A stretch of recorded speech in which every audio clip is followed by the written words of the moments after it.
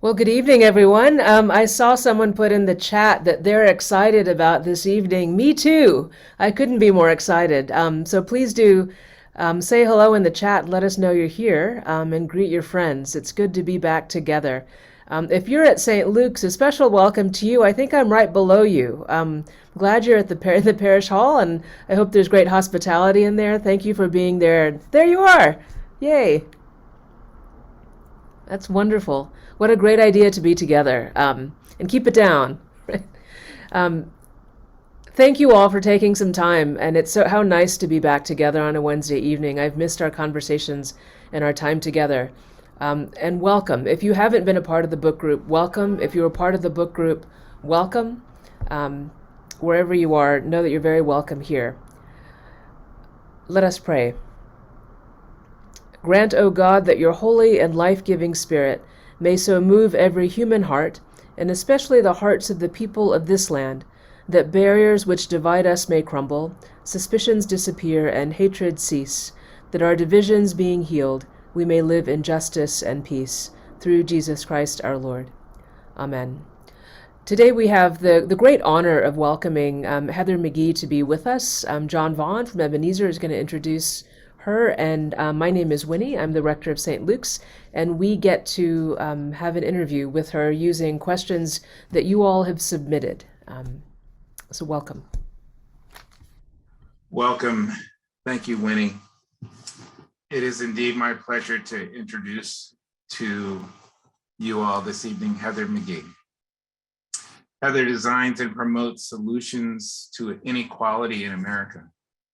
Over her career in public policy, Heather has drafted legislation, testified before Congress, and helped shape presidential campaign platforms.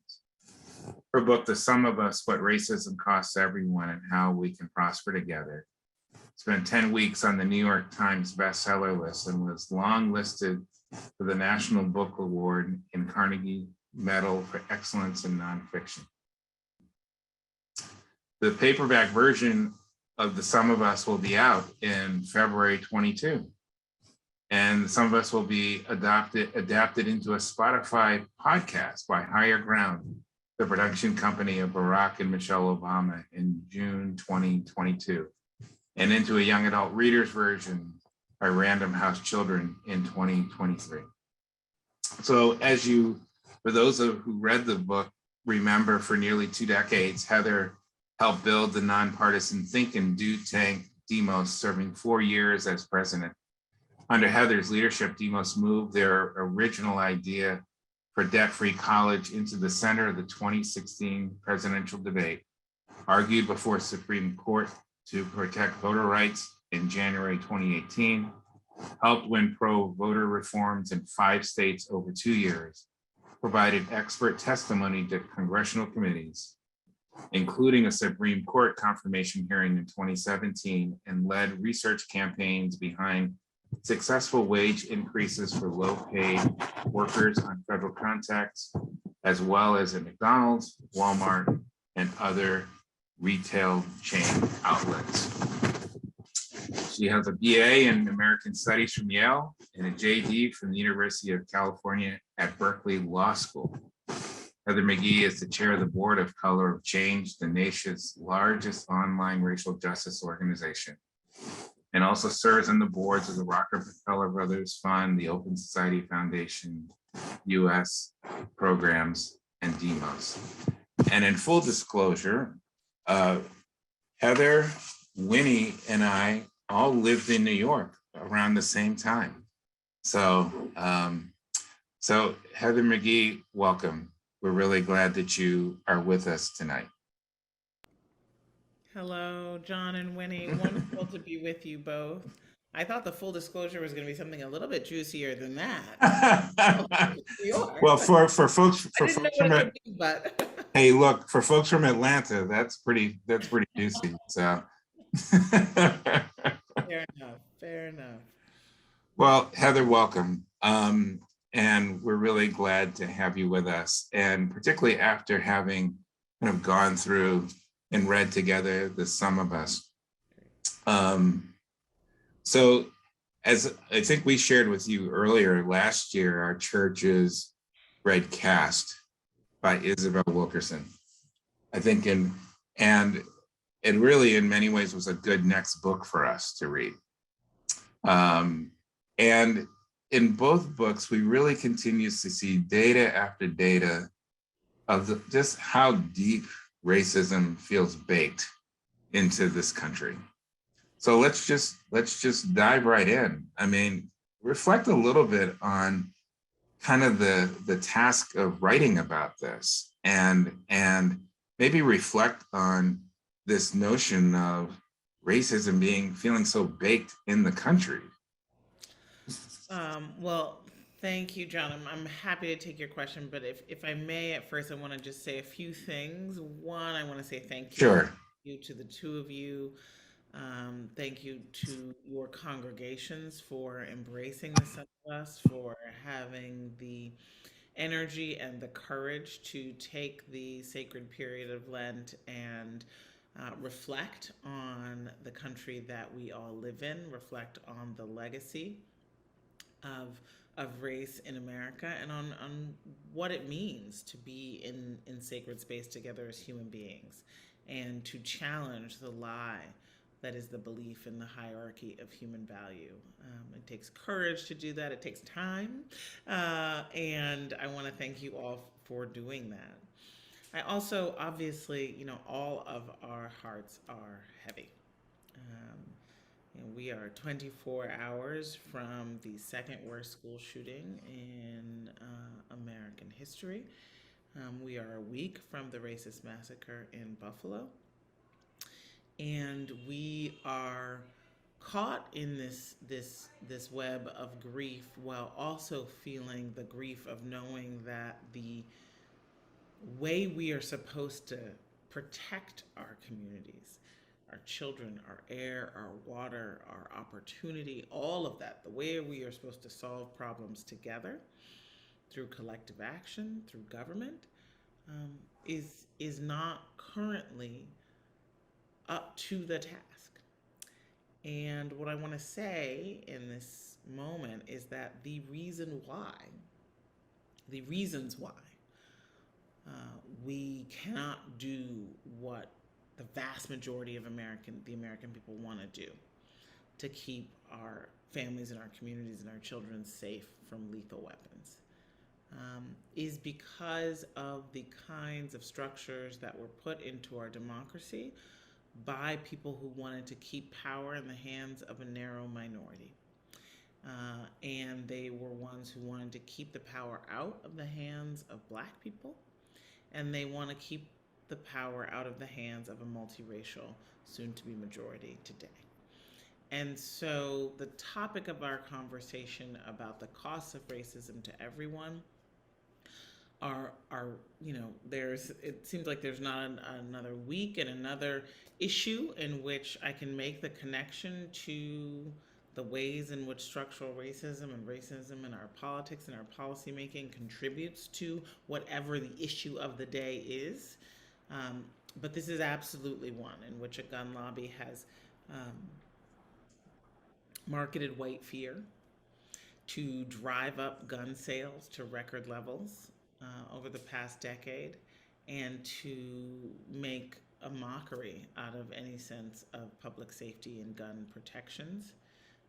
And our children are paying the cost. And there is such a high correlation between this fear of the racialized other and the skyrocketing gun sales, and ultimately we are all paying the price. So that's on my heart as a parent of a young child. I'm sure, as so many people in this conversation are have been thinking in the past 48 hours, as last week, there before the grace of God go I, and how can we be our brother and sister's keeper and our children's keeper? How can we unite to fight what is wrong and to heal what is sick and broken in our country? Thank you for sharing that, Heather. So draw the connection for those who may be new to this between what has really happened in the last couple of weeks and what you've written about in this book. Well, I write about, there's a chapter in the middle of the book called Never a Real Democracy, which speaks to many of the ways in which the kind of civic religion that we have around democracy in America, the idea that um, we live in this representative democracy, that our country is this great experiment in democracy, the greatest democracy in the world, is both in some ways true and also in the ways that it is not true. It has largely been because of racism, because our founders had this beautiful ideal of self governance and equality and then betrayed it immediately in pursuit of the protection of racial slavery and the protection of the wealth of a minority of Americans who were white male property owners, which at the time meant both land and people, right? And so in the book, I really trace the ways in which, from the creation of the U.S. Senate, which today creates an extraordinary uh, outsized voice for people in lower population density, white rural states, that skews our democracy. That two people from West Virginia could have the same number. That people from West Virginia could have the same two votes in the Senate as the people of California, or for that matter, even the people of Georgia, right? Um, and and then things like the filibuster, which is currently what is stopping the Senate from moving ahead on a straight 50+1 vote. Things like sensible gun safety regulations, background checks, etc. Even things like a ban on assault weapons that have been the weapon of war that has cost so many lives here and on the homeland. So these are the kinds of things where you can see that a tool to keep power in the hands of a few is ultimately today harming the many, right? And so the filibuster, for example, was created by a legislative drafting error, and yet it was sort of honed and really worked into the practice that it is now, where basically it requires a supermajority vote to get anything done. That really was honed by segregationists over the 20th century to block civil rights legislation. Great, thank you. Winnie?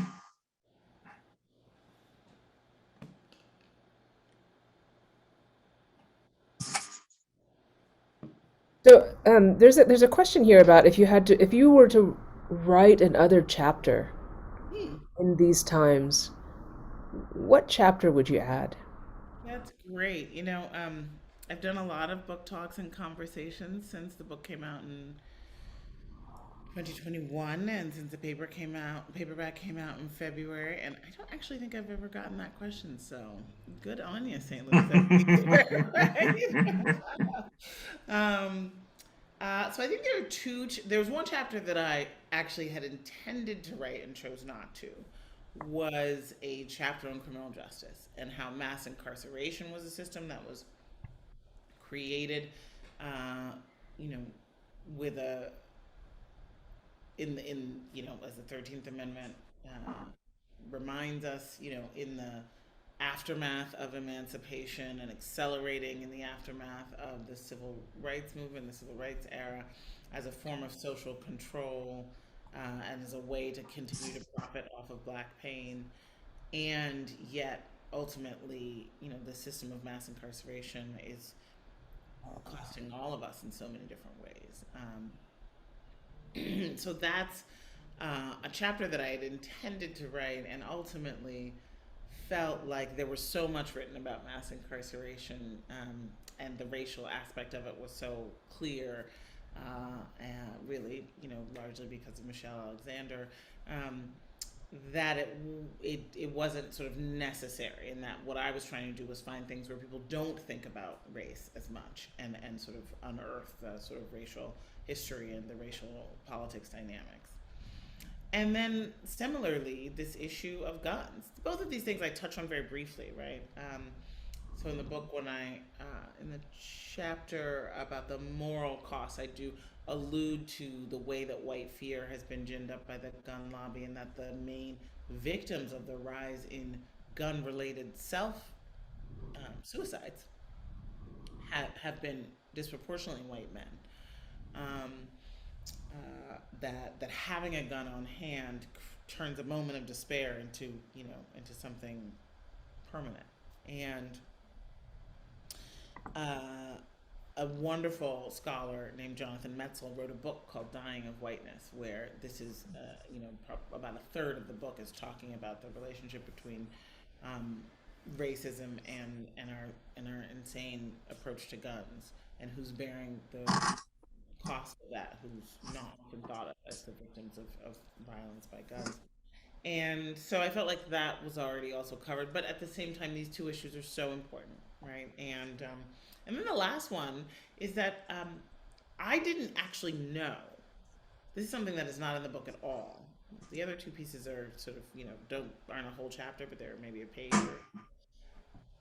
I did not know the way in which there was a racist history of the opposition to having a family policy in this country, that we don't have universal child care and paid family leave, and universal pre-K, all the things that have been under debate in the Biden administration with the Build Back Better program, these things that would just fundamentally transform American life and the way families are able to function and the way that parents are able to live and breathe easier, that it was really um, that it was proposed to have a system of universal child care under the Nixon administration, but that the opposition in large part came from uh, conservatives who saw it as sort of another front in integration and another part of the civil rights movement, to have these sort of integrated public schools that would go, not just from kindergarten but down and into child care age and infant and toddler age. Today, the our peer nations spend an average of $14,000 a year per child on caring for toddlers, on support for parents who have toddlers. The U.S. spends $500, not 14,000, but $500, right? And so, that's another thing that is one of those head scratchers of why we can't have nice things. Why are we forcing parents to struggle so much on their own? And I did not realize until really these debates that have happened since the American Families Plan, which became part of the Build Back Better proposal, really unearthed a lot of the reasons of why we don't have one to begin with. Fascinating. Talk about the moment when you realized that you were going to write this book, or that you felt like you needed to write this book.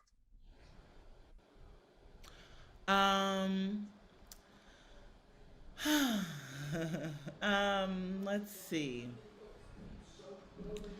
Uh, Sorry, it's just someone driving down my street, so you can hear that. Don't you love it when people want to share their music with you? Curious of them. So, it wasn't like one moment. I would say that I do definitely remember there was a moment when I was on the subway, and it came to me in a sentence, in a formulation, which was, racism is bad for white people too. And it just sort of dropped to me, that sentence, Spirit said that. And, up till then, I had all these different sort of questions in my head and things that I wanted to spend more time thinking about and researching. But it was, that sentence was like interesting. Let me follow on this idea and see where it can go. And then, and then there was so much. I remember the moment I decided to leave my job and really focus on the book, because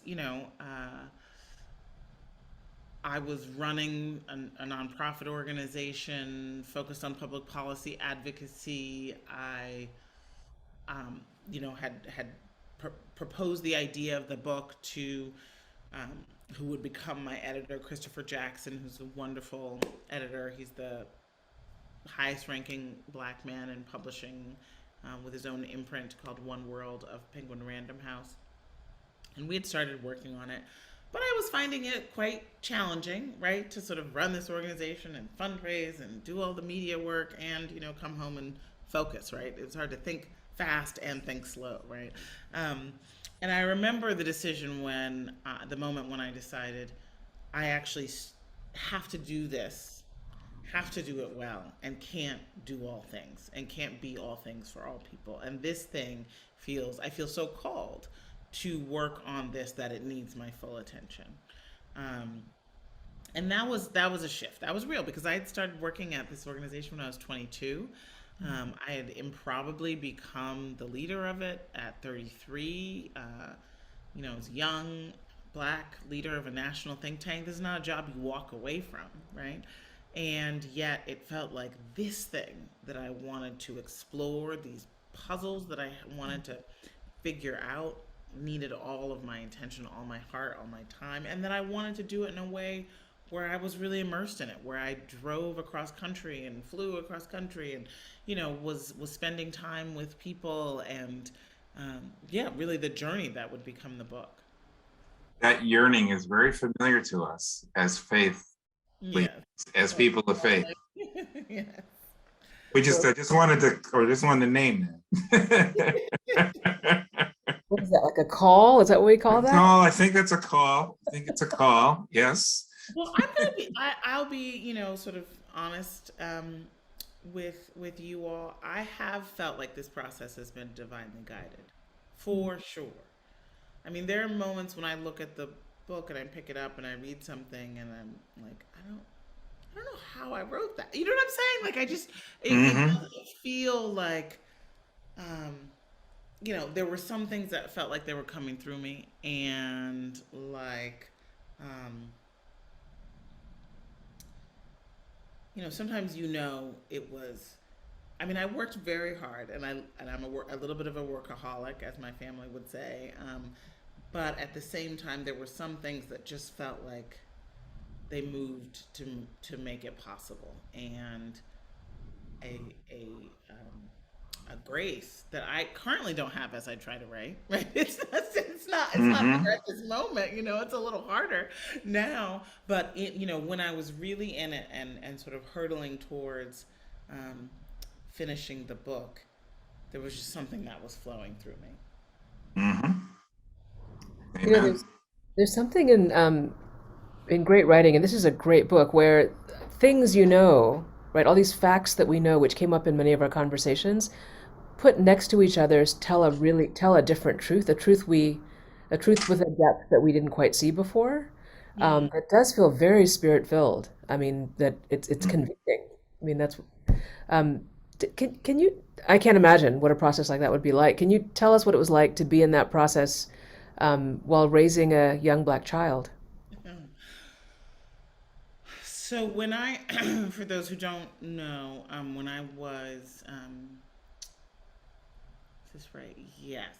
So I was pregnant when I quit my job, and so I was, I had a newborn. So Riaz was my son, Riaz Shah. Shah, by the way, is Arabic for king, and I was pregnant when I was in Atlanta and standing at the King Center and knew that I had to honor him with my son's name. You're always welcome back, Thank you.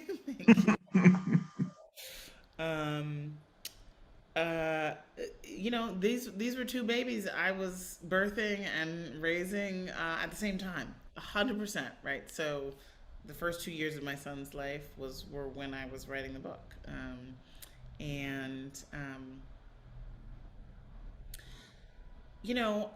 I feel like becoming a mother made me change me in so many ways.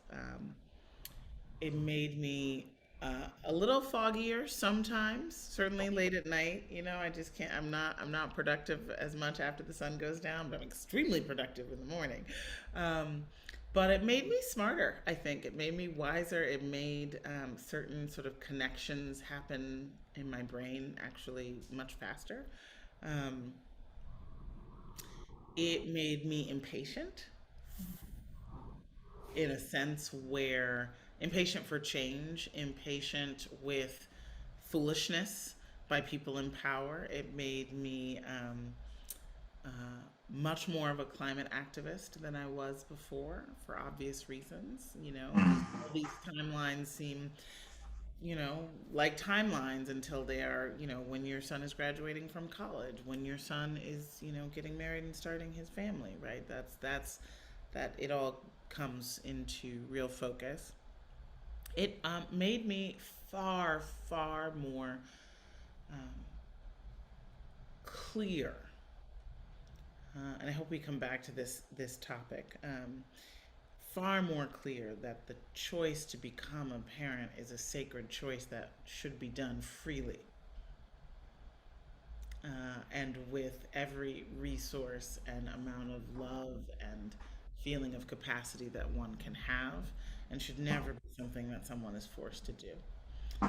Um, and the fact that my son is black because his mother is,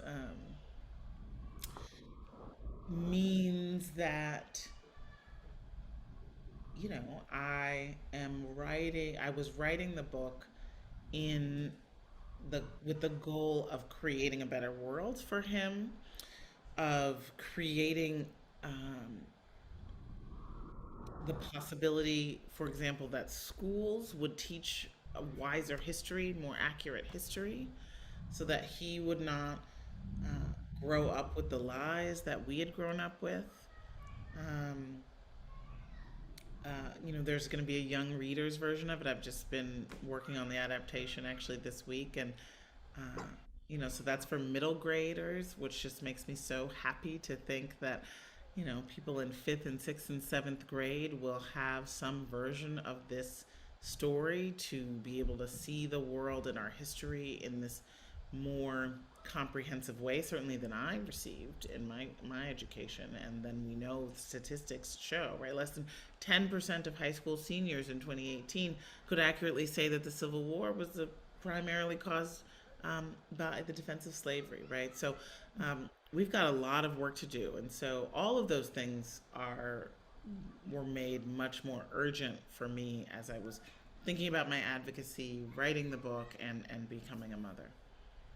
Well, and now, once you write that young readers book, there's going to be school systems that won't allow it kind of in the doors, which is also kind of interesting. Yes. To this So moment. yeah, so the book came out in January 2021, and soon after, my editor, Christopher Jackson, said, "Okay, well, we're gonna have the paperback in a year, so let's get started on the afterward. We need some new material for the paperback." And I was like, "What are you talking about? Finish this book. This is not a blog post. I'm not gonna keep writing this book." I was so. I was appalled at the idea that I had to sort of get back into it. I mean, it was months after the book had come out. But ultimately, I was resistant. I missed deadlines. I was like, no, I'm not writing more of this book. Why do I have to? The book is there. It's done. Put it in paperback. But then finally, by sort of July, August, I had a little bit of time to breathe from a whirlwind book tour, and I thought, I actually do have some things to say about what's happened since this book was finished, right? Since the hardback was finished, and it was before uh, January 6th. It was before this, widespread, coordinated, well-funded partisan attack on our children's freedom to learn, right? It was before, the American Rescue Plan and the child tax credit and all these things that I saw as solidarity dividends. It was before, the two new senators from Georgia, right? There was so much that had actually happened on the themes of the book, the zero-sum logic that says it's either white history or black history. The drain pool strategy that is this um, uh, this goal that the right wing has to try to scare white parents away from an integrated public good that is public education that even speaks to our full history. And there were the solidarity dividends, right, of all of the ways in which government sort of came to the rescue in the American Rescue Plan to bring the poverty rate to the lowest level it had been on record in 2021. So there was a lot that I had to say. Much of the afterword, which is in the back of the paperback, um, I have a lot to say about the idea of banning books, right, and the idea of uh, this campaign in this so-called free country to villainize Toni Morrison, to remove Dr. King from curricula, to um, ban the words equity or racial justice or bias, to enshrine into law this concept of white fragility that Robin DiAngelo gave us, right? This idea that to even think about the real story of racism is so difficult for white people that they must be protected from the very fact of facing it. And so, I think that it's a zero sum strategy to take parents and families who actually have a ton of in common, right? Everybody's struggling, right? This has been a time when most parents have had more in common than and in most times in American life, right? All parents have been struggling with the pandemic, with schools, with work-life balance, with, are my children safe? As our parents get older, with the cost of elder care and child care and the cost of college, right? All of these things that, frankly, the administration wanted to put forward or did put forward solutions to, right? Universal child care, universal pre-K, free community college, student loan debt pause and hopefully cancellation, free elder care, subsidized elder care, right? All of these things that actually would make American families' lives much better. And instead of supporting that, what the right wing did was distract and divide. And so I really think that it is very much part and parcel of the zero sum politics that I write about in the book, the drained pool politics, because ultimately, what are they saying on right wing cable news today as the solution for avoiding school shootings? They put someone up who says you should send your kids to private school, right? Because it's public schools that are the problem, even though these public schools had police officers then, and the shooter had a weapon of war and body armor. So what are you going to do, right? So it's this strategy of trying to scare white parents away from an integrated public good. It's being funded by many of the same people who want to keep taxes low and keep government small and want to, profit off of education by creating lots more for-profit education down to the kindergarten level. And that's why I was happy finally to do the afterword. That's why I think it's important that we have these conversations, that we ask the questions of who's telling this story, who's selling it, how are they profiting from it. Why are we being told to fight against one another instead of for one another? These are the types of questions that I hope that we can really ask our neighbors as we're being fed these lies, these distortions, and being asked to be distracted from what really matters.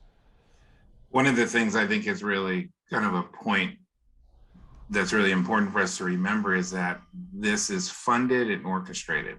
Like somehow there is this, like it's just organically happening or bubbling up. Like it's strategic, it's getting money, it is orchestrated, and so really glad that you kind of said that, I think, and underscored it. So let's talk about swimming pools for a minute. So one of the things I think that, so I grew up in Massachusetts. Mm. And so this swimming pool, the issue, and then kind of lived in New York, and I went to seminary in Berkeley, California, you know. But the swimming pool story was a real eye opener for me. It was not, this was not part of my experience, and it wasn't part of the lore. And so I just was, it feels stunning to me, the stories of the swimming pool. And what was even more surprising was when we got into our small groups, we had members in our small groups, black and white, who remembered that. Who told the story of, oh, I remember when that swimming pool, we were used swimming and then it just got filled in. Or, didn't you say at one point, Winnie, there were a few folks who were on the swim team, and then all of a sudden the swimming pool didn't exist. Like those are in our midst. Those stories are in our midst. So those were some interesting things that surprised me kind of in this. I'm curious, what surprised you in your research? What surprised you in the conversations or even in the writing of it? Well, I'm happy to answer that, but before that, I want to bring Winnie in here, who has her own swimming pool story of growing up not in Massachusetts, but in Texas. Well, and John, I'm guessing we're about the same age, but I grew up in Dallas in the suburbs, and I knew, as the child of immigrants, and my parents, we knew we shouldn't go to a public swimming pool. And I remember my brother at some point going to the Y for swim classes, and my father waiting and watching the entire time, each time. So somehow, and I don't know that we had a lot of connection to black community as new immigrants. Like I came back to the U.S. when I was 4, and I knew my whole life that that wasn't a place that I could go. Yeah, I mean to be very clear, um, in under Jim Crow, there might have been a sign on the fence that said whites only, but in Chicago, in Boston, in Massachusetts, in the Mm-hmm. in the, I mean, the we all know about the violent way that busing and school integration was resisted, Mm-hmm. and there, Mm-hmm. what it was in the North was often just sort of, it was neighborhood pools, and you just didn't go, right? Mm-hmm. And so, um, yeah, so and every time I talk about the pools, I'm always really clear to give examples and sort of name check that this closing of the public pools in the wake of pool desegregation happened in California and Washington State and New Jersey and Ohio and West Virginia, right? So it isn't just, well, it happened in Montgomery and we all know about Montgomery. And I thought you did well at really talking about that in the book. That really definitely came through. Yeah. But to your question about what surprised me, oh, so much surprised me. I mean, I went to a very fancy school for college. I had a law degree. I ran a think tank. And in every chapter, my research revealed things that were jaw dropping things to me. Um, um, it's one of the things, I mean, I think sometimes there's the assumption that as a black person, you just sort of know all of black history, or you know all of the history of this country relating to black people. And it's like, well, we went to similar schools, same textbooks, Well, and of course, world history was European history. right, world history was European history. Yeah. Um, so let's see, what was really surprising to me? I'll tell you what was really surprising to me. So I had a research assistant who helped me with some of the fact checking and stuff, and it turns out that he was a PhD student in American Studies, and he had written his dissertation on the sort of relationship between capitalism and slavery, and he had gone very deep into the story of the Lehman Brothers.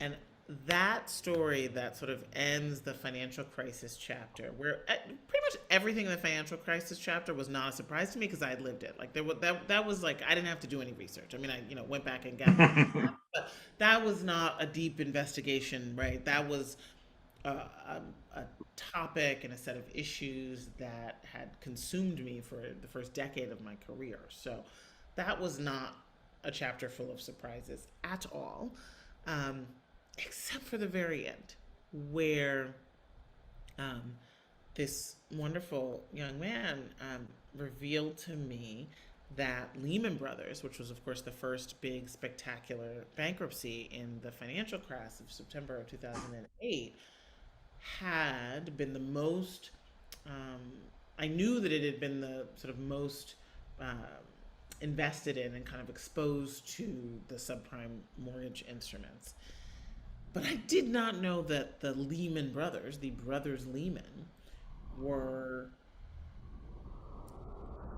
Confederates who built their wealth from slavery and whose first market was serving slave owners who founded the Cotton Exchange, who got rich running contraband cotton behind the blockades during the Civil War, right? And so the idea that this business that, of course, had since very much diversified its holdings away from, things that were so tainted in blood, right? It was just one of the big five Wall Street trading firms, but had nonetheless seen its downfall um, in this business that would not have, I'm certain, would not have become the unchecked disaster that it was, full of folly and hubris and greed, had it not been for the racism that enabled it at the beginning.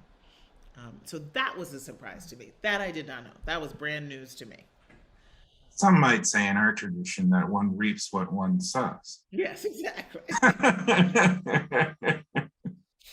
So, in the line of this faith language, John, I have two questions that come together, I think, but I guess you can let me know if they do. One, I'm so curious about how Americans, how your audiences are taking the word solidarity. I don't hear Americans use that language very often, so I'm curious about that, but I want to tie that to also, and I think these are connected. Are there particular messages or challenges for faith communities or things that you think are kind of that you see as the space of faith communities that your research has brought up? Yes. So the first thing is, yes, I love this word solidarity. It is a big part of many other cultures, right? I mean, in France, it's one, liberty, equality, solidarity, fraternity, brotherhood, solidarity, right? I was looking at, there was some scandal about a French government minister, and he was the minister of solidarity. And I was like, wait, what? I want that job. Yeah, I was going to say that's the job. So, the labor move for the labor movement, it's a huge word, but it just is not one of our words, right? It's our words, right? Our freedom, liberty, equality. But right, equality is like I am here and equal to you, not I am with you, I am of you, right?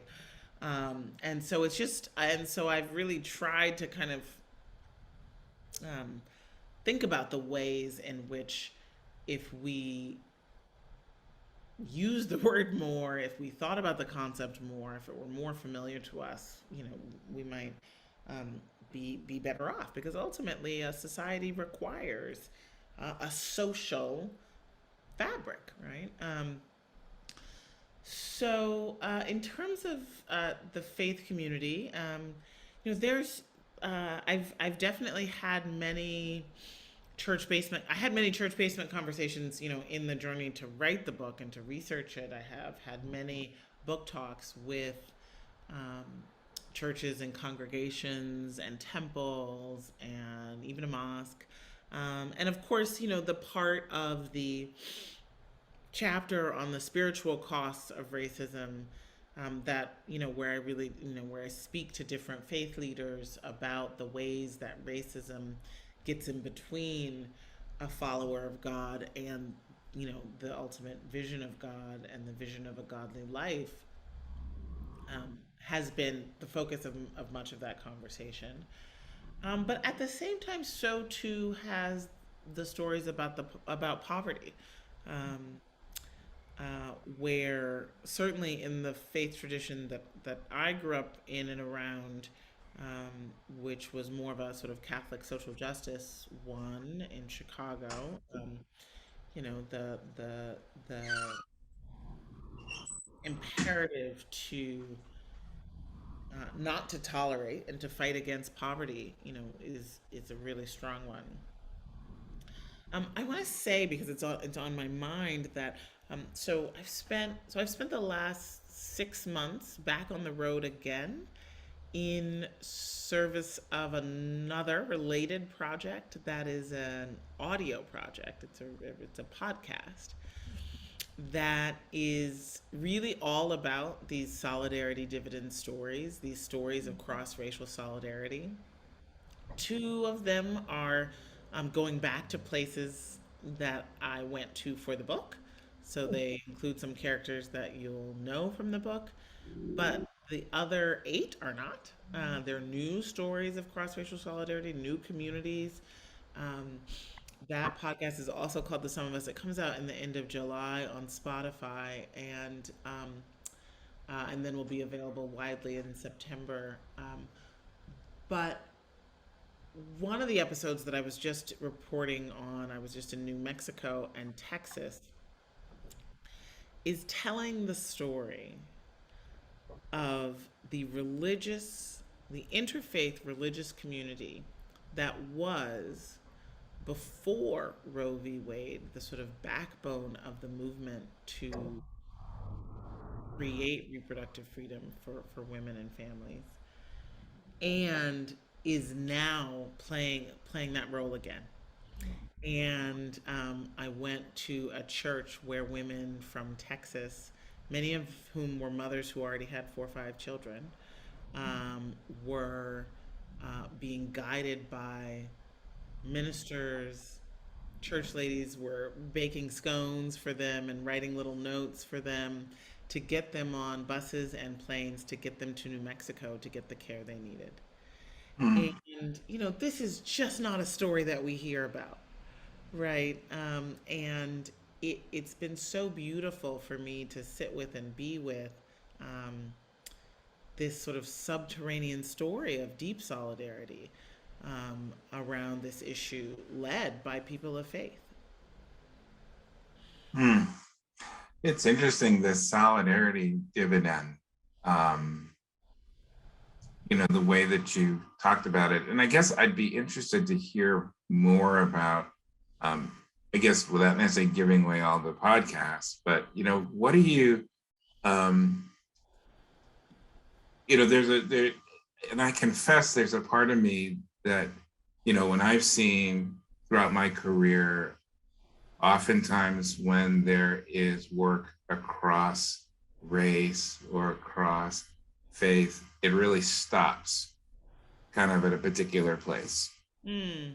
Like we can preach in each other's churches, we can have some meals, and then it just doesn't really go further than that. And so I confess of this part of, and it's also, I think, part of why, with Reverend Winnie kind of pushing on our own partnership, that to go deeper and to be involved in action and to, in the ways that are organic for us. But, there's also a part of me that I confess that feels, well, stuff really making a difference? Are people really doing more than just kind of the usual, hey, we preached at a Black church. Hey, we preached at a white church. Hey, your choir came to our church. Hey, your choir came to my church, And so I'd love if you could give just a little bit more texture of what you're seeing in terms of the solidarity dividend. So that's it's such a real question, as the travel and the reporting for the podcast is winding down. I'm actually thinking a lot about it. Okay, what are the lessons? What have I learned? What does it take? Right, that's sort of the question of the Yeah. show, is sort of, what does it take? Mm-hmm. At its heart, and I've been sitting with what I've discovered is that the, the coalitions that have worked, that have really stuck together, have been ones where there is a relationship at its core that is an authentic one, um, a friendship, right? A Hmm. real friendship. That said, that's not enough, right? So this socializing, this singing together, this breaking bread together is not sufficient, right? It's necessary, but it's not sufficient. And what is sufficient is that you're actually fighting for something together, right? It's in solidarity is not friendship. It's about taking on a challenge that is a challenge that is your brother's challenge, and seeing that you're going to be that it is necessary for you to be in that fight, um, and feeling very called to stand with and stand up for, and Hmm. to make someone's fight your own. So the fight is necessary, right? The purpose, the calling, the work. And so that's why, it's so wonderful when, the partnership between St. Luke's and Ebenezer goes into places where you're taking action against mass incarceration, right? You're taking action to vote and to realize the promise of our democracy, where you're actually doing things that matter to everyone. Um, I will say another thing in terms of thinking about those authentic relationships is the authentic piece is needed. And in our society, where there's so much faux colorblindness, and where there's so little,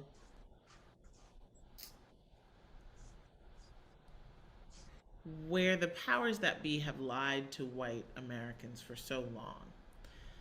And so you often have this huge imbalance between the sort of level of truth that is being held by your average person of color and your average white person about race in America.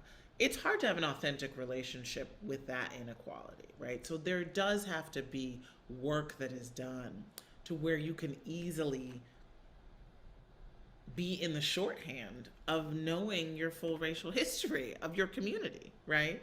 And where, and so that's why, you know, reading Cast, reading The Sum of Us, watching 13th, doing all of those things that just like get you up to speed, right? So you can be on the same page, and that you can actually um, unlearn so many of the myths, so that you can really be an authentic relationship, and you have obviously not the same points of reference or the same way of seeing the world, and that's not the point, right? You do want that diversity, you do want that dialogue, but you don't want it.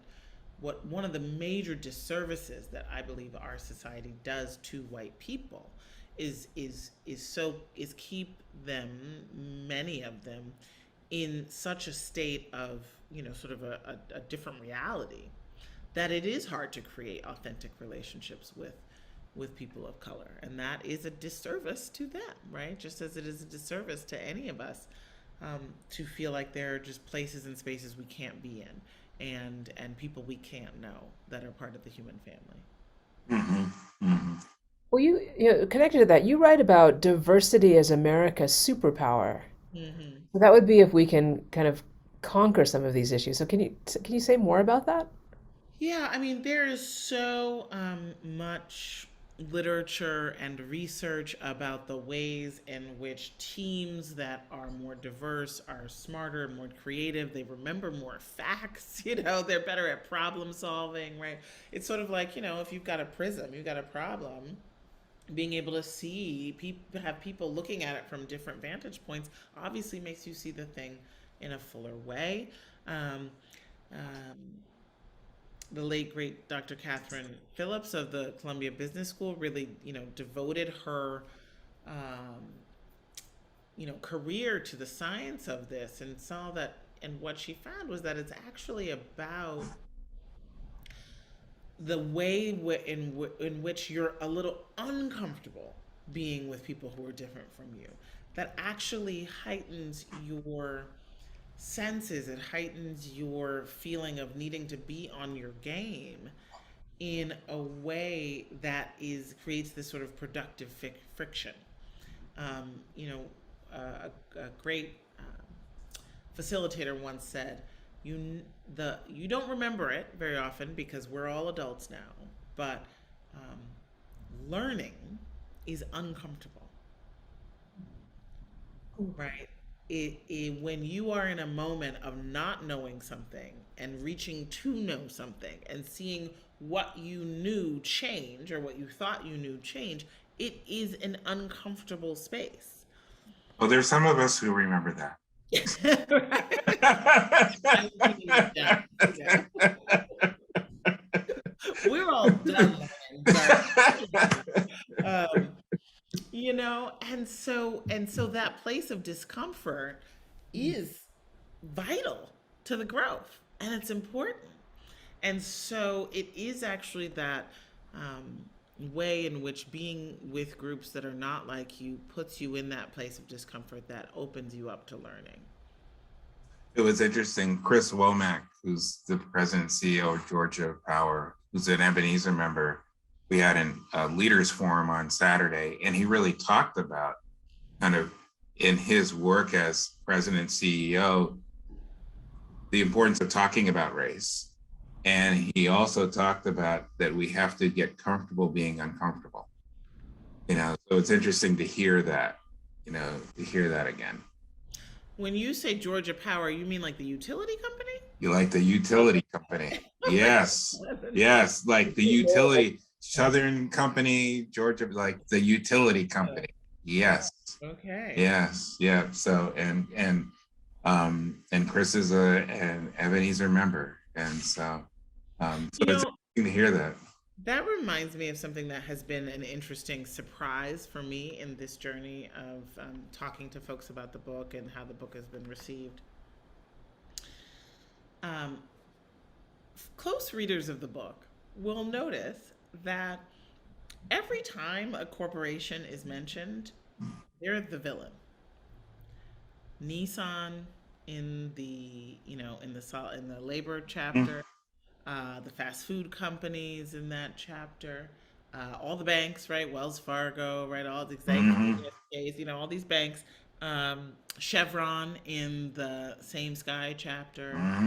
I might be missing one, but right. So, if you're a named corporation, you're a bad guy in this book, and there aren't that many like villains in the book, but like there's sort of always these corporate entities, and yet the book has been, assigned to the C-suites of all of these big companies, and it's been the all, it's been the all staff read at a major insurance company, at a major retailer that we all shop at. So what do you make of that? Right? What do you make of that? Okay, so what is this about? So I think this is very interesting because I have said to each and every one of them, like, did you really read the book? Did you really notice what I just said about how your sector is reflected in this book? Not because I'm anti-business, but you know, I think a couple of things. I think that, the book came out at a time when there was a lot of demand from employees to have corporations that had put out Black Lives Matter statements go a little further, right? There was a lot of energy among, affinity groups and diversity committees and things like that to take this opportunity of this national racial consciousness raising to, to learn together. I think that the economic arguments made many people who have been trained to see the world in that way comfortable, though uncomfortable, right? I mean, feel like they could even they could understand what I was talking about, and that this was sort of on their terrain. I think there's for a long time been a diversity, the business case for diversity kind of set of research, obviously, and just sort of zeitgeist. But I also think And some of it may have just been cynical, like I've got to do something for Black History Month, let's read this. But I also think that there is a sense that even some of the most privileged and advantaged white people have felt in these past number of years, whether it was the wake up call of how the first Black president was treated, whether it was the wake up call of the Trump presidency, whether it was the wake up call of George Floyd's murder, and Breonna Taylor and Ahmaud Arbery. But there's been a sense that this is not the way we're supposed to be. And I don't know enough. I need to know more and I need to do more. And so that has been, I'll tell you, they weren't reading my Demos white papers, right? That has been good to see that, even though I don't think pull any punches about, inequality and corporate greed, that there's been some way in which this has reached them. Mm-hmm. And have you experienced in these book talks that you're doing that as people engage this book that I'm particularly interested in the corporate level, but maybe anywhere that what kind of changes are people making? Really interesting, good question. So, it's been a range of things from, as employers, the thing that they know most what to do is hiring and firing people and who's on the team, right? So there have been two that I know of, businesses that have said we are actually setting targets here for how diverse we need to be, and here's the justification. This is what I was looking for in terms of getting out of the zero sum of diversity, right? Where white men who are currently holding these positions disproportionately feel like, this diversity stuff is bad for them, right? And so basically they can now say, hey, it's not a zero sum. Don't be like these people believe in the zero sum, right? This can be a win-win. There can be a solidarity dividend. This is where we need to go as a business to grow, and there'll be more seats for everyone in a bigger, more profitable, more innovative, more strategic business. There was a leader who had been really focused on, had been very interested in his legacy of veterans in his family, but had not been as focused on the GI Bill exclusions, who decided to take up that as an issue. There is a sort of, there's a bill in Congress to have reparations for GIs, for veterans Black veterans who were excluded from the full benefits of the GI Bill, right? That's something that that corporate leader said, I want to get really involved in trying to move that bill. So there've been things like that. Mostly they've been in the diversity space, but then there's been some public advocacy in a quite white state that I was not Maine, but close and nearby. So, a business group that had sort of dipped their toe in the issue of early childhood and saying, hey, maybe we should be lobbying to fund early childhood instead of only lobbying to, lower our taxes. Really saw that using the solidarity dividend language was a great way for them to make this economic case for investments in early childhood. So I want to take a look at the flip side of the solidarity dividend. So it is a season where phrases such as critical race theory, replacement theory, become prominent. And so it's almost, if you will, it's the attempt to, it's almost like the anti solidarity dividend. And I guess, certainly from where a number of us sit, it feels like this is once again driven by fear, driven by let's not tell this story. or it's about projection of like, well, if they take over, they're gonna like kill us all, um, and so I'm curious, as you, particularly maybe even as you're kind of doing this next round of what you're seeing and what you're hearing through conversations, kind of, you reflect a little bit more on kind of what's in this around critical race theory, because obviously most folks don't even know what it means, but it becomes a placeholder for the Black people want to take over, so we need to, or kind of your take on kind of replacement theory gathering steam. Yeah, absolutely. So, the replacement theory is the zero sum story, right? That progress or even the presence of people of color is a threat to white people. That's what it is. It's Mm-hmm. that new. I mean, it's like when they started, the media started calling um, white supremacists and sort of neo Nazis in the wake of sort of the Trump coming on the political um, scene, the alt right. It's like, ooh, this is cool. This is tech. It's like, no, they're just Nazis. Like, let's not try to create some new phrase for them, right? So, this is basically the idea. I was reminded the other day that in the book The Great Gatsby, Gatsby is reading a book that is making this panic about the, darker hordes from Southern Europe who are coming in, right? I mean, this is not new, right? This is very old. And but what is new is the way in which there has probably never been more money and more technological sophistication arrayed behind the promotion of this idea, right? We look at the way in which, this billionaire funded corporate media company that is the dominant cable news company, has as its sort of core narrative on its highest rated show, this is what's happening.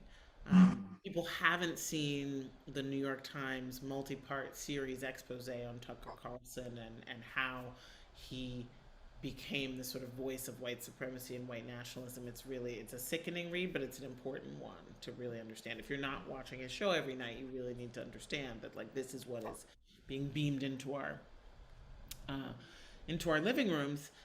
The way in which social media, right, the hundreds of billions of dollars in social media activity has become not just this sort of like free open square public square for ideas where everyone gets their little soapbox and can speak in the free marketplace of ideas, but rather a for-profit set of companies that have found that hate is more profitable, that the more you see something outrageous, the more you click and engage, and that engagement and outrage is more profitable for them. So their algorithm pushes up the things that are divisive and the things that make our blood boil and make our amygdala activated, right? So that leads us down these rabbit holes of radicalization, as we saw in Buffalo, as we saw at Mother Emanuel, right? And so that's what's new about it, right? It's the sale of this story and how profitable it's become, right? It's economically profitable. Of course, it's politically profitable because a base that thinks that we're in a race war is obviously an engaged base, right? I mean, it's one thing, generally speaking, Americans are checked out of politics. That is like our natural state, unless we are told and shown, or unless it is true, that our lives are at stake and that our core values are at stake, or that our whatever, our culture, our identity, our way of life is at stake. And so that is politically profitable to create this sense of paranoia and fear. So that's what's going on. It is absolutely the opposite of the solidarity dividend. It is costing us, it nearly cost us our democracy January 6th, right? Yeah, I think this is in the afterword, but certainly in a medium post that I wrote, this winter, which is just available online for free. But the University of Chicago researchers looked at what was really animating and uniting the various people who attacked the Capitol on January 6th. What was that about? Um, yes, obviously it was about one political actor, but what was it really about? And you know, what they found was that it wasn't about economic anxiety. In fact, 1 out of 4 were business owners. Right, this was actually a quite privileged group. That it wasn't that they were from particularly red counties. It wasn't like, oh, these are dyed in the wool, kind of red county folks. In fact, the majority were from counties that Biden won, but the majority were from counties where there was a white population that was shrinking in relation to people of color, and the animating ideology expressed in the Facebook posts and the testimony and all that of the people who were identified was this replacement theory, was this zero sum, the idea that it wasn't just about one candidate. It was about white America being threatened by this multiracial group that had stolen the election. And so, obviously, for me, that was a blistering example of the zero sum and its costs. Right?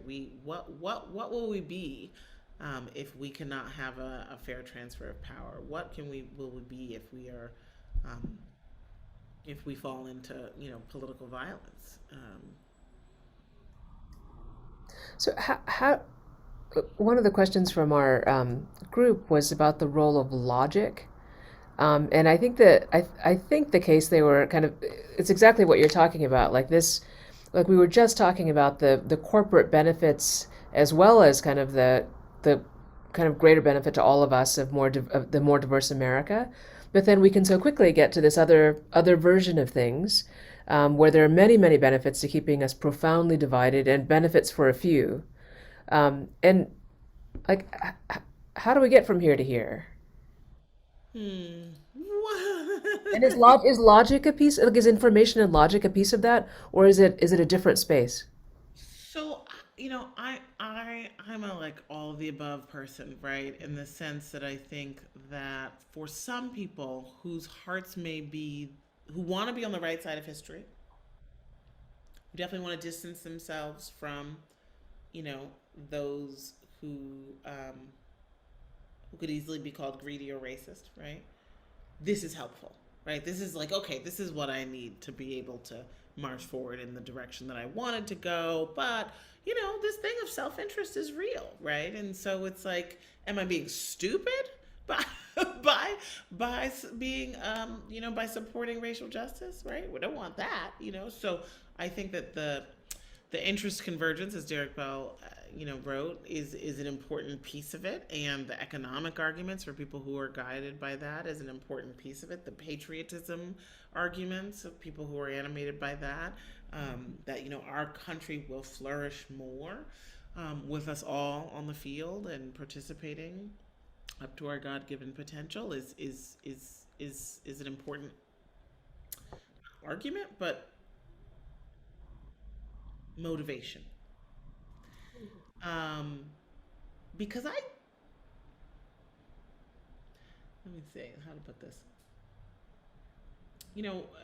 The process of doing the journey and of writing the book was one for me of really having to discipline myself around empathy and really try to put myself in the shoes of people who were not me, who had not walked in my skin in my life, and whoever that was. And you know, I think that particularly at a time when most families are struggling economically, there's a ton of risk and uncertainty, um, from the air to the water to our houses to our, everything, right? To if we'll be safe walking down the street, right? The idea that people will do things that will be bad for them because they'll be good for someone else It's like a little bit of a bridge too far. It's like I got a bridge to sell you, you know? I just don't think that that is the way most people operate. I don't think that it's the way most people of color operate. Right? I mean, it's just not what we are wired to do. It is not what would be prudent to do in a place, in a world of such insecurity and risk. And so I don't think that I made stuff up, right? But but I do think that I felt like the some of the work that my brothers and sisters in racial justice were doing was assuming a higher level of willingness to self-sacrifice, a higher level of comfort by the average American, that they'd be like, okay, I'm good, so let's just make sure everybody else is good. Everybody's like, I'm not good. People don't think they're good.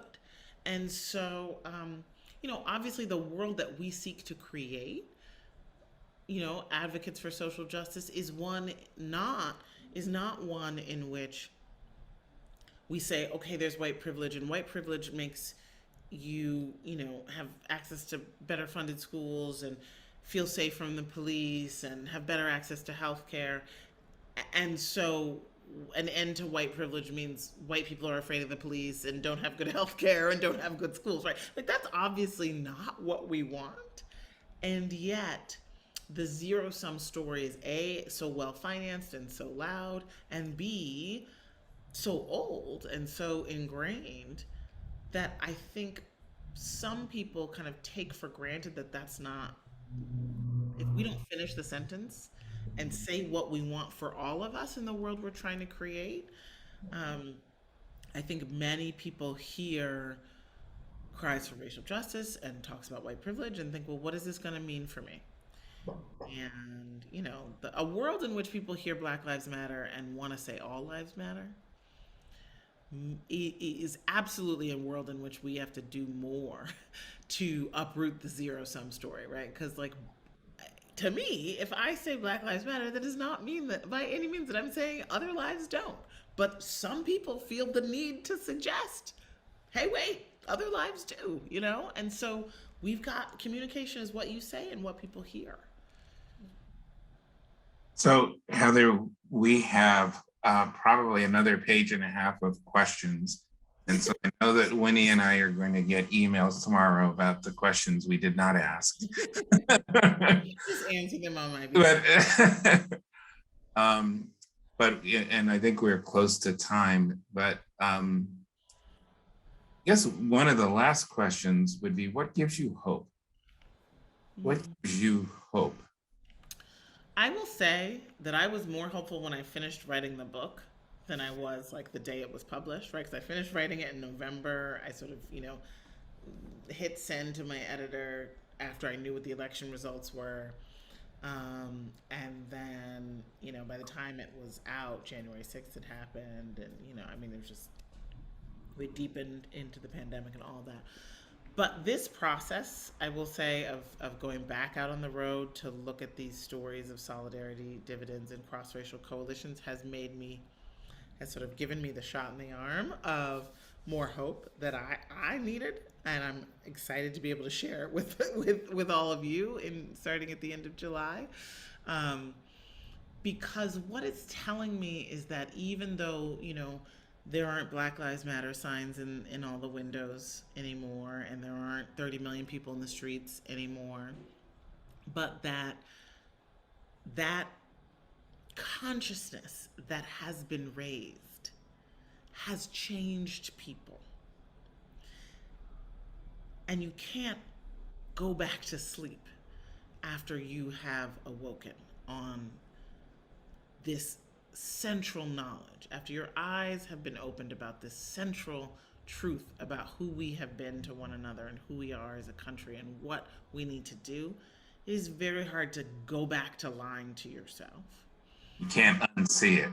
Exactly. You can't unsee it. And that's why the right wing is trying to literally stop us from seeing it, right? Stop our children, ban these words, stop corporations from having training, stop, the government from saying things, right? Like, that's why they're attacking the knowledge, is because they know that even in a more permanent way than a policy shift, which could flip back, as we know, see Roe, right?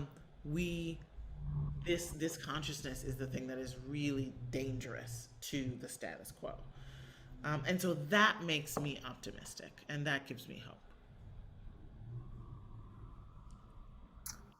What a wonderful place to pause. There's a question that John didn't read that I'm just going to say it, and I can keep going.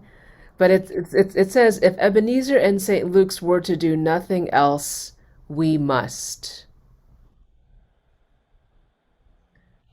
Oh, okay, I get it now too.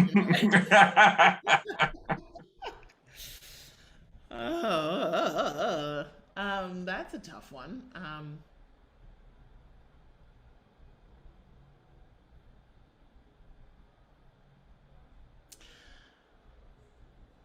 I can't truly answer. I think it would be very interesting to have this group answer that question. So I can't truly answer it because I don't know exactly where you sit and what what feels the most urgent for you as a community. I will say that I have been extremely impressed and inspired by the way that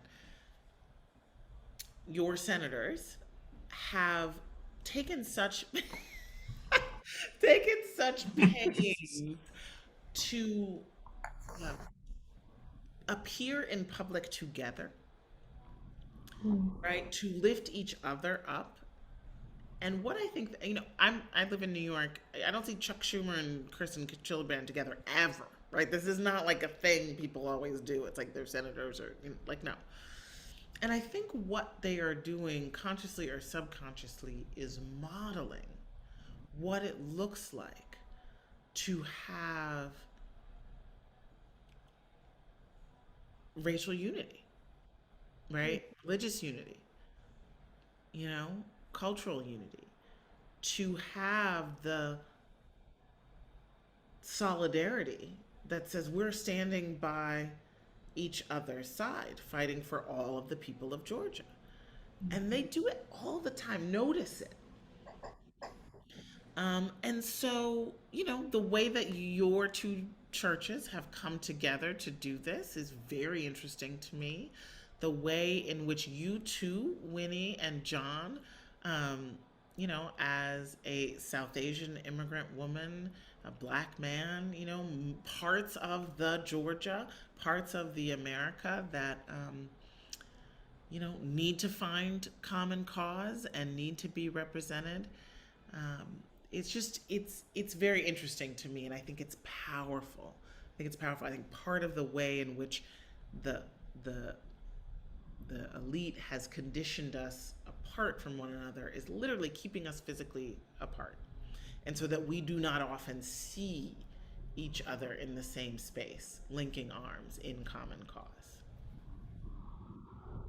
Amen. Fantastic. Thank you. John, I think I'm supposed to say the things that we're working on, and then you're going to close us out. So you Sounds all, good. I don't know how you cheer on Zoom. You should cheer in your square. You should put things in the chat. Hoot and holler. We're loud churches, so we're behaving ourselves. But stick it in the chat. Put all your gratefulness there, because thankfulness kept inside is wasted. Get it out there. You all remember that the St. Luke's Ebenezer St. Luke's Forum, June 5th, 1 o'clock is the next one. Brian McLaren. So Pastor Warnock and I are interviewing Brian McLaren. He's going to be preaching at 10 if you want to come hear him. And all the groups that John mentioned earlier in the introduction are rolling. We're working on the potluck group. The Economic Justice Initiative group is going forward. If you're interested and you don't know about any of this stuff and you're anxious to get in, please send us a note and we will get you involved. There's a lot of really great work to do. I'm very grateful for John Vaughn, and I'm very, very grateful for Heather McGhee for being with us for this past hour and a half and for this brilliant book that has started so many conversations just in our little community. Thank you so much. And we will all be faithful listeners of the podcast, I can tell. Thank you. Well, Heather, thank you again for coming. And we could have done this for about another hour. I mean, Winnie and I, I'm not sure whether you could, but we could have done this at least for another hour. And really thank you for your generousness, and thank you for your authenticity. We really do appreciate it.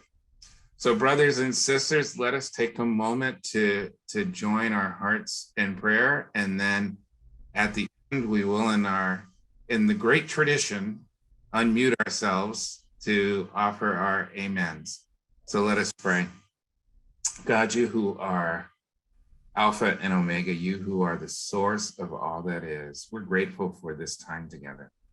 We're grateful for a time that builds solidarity. We're grateful for a time that builds connection. We're grateful for a time that helps us remember our interconnectedness. We're grateful for a time that helps us to be challenged to be our authentic selves in authentic relationships, making authentic change. God, we pray that your spirit of transformation may not just envelop this conversation, but may envelop all that we do together. We pray that as you open the doors before us, that we will have the courage to walk through those doors in solidarity together. We claim the power of your presence in the name of the one Jesus who lives and reigns and who we call friend and Savior. Let us all unmute and proclaim amen. Amen. Amen. Amen. Amen. Praise God. Amen. Amazing. Amen. Amazing. Amen.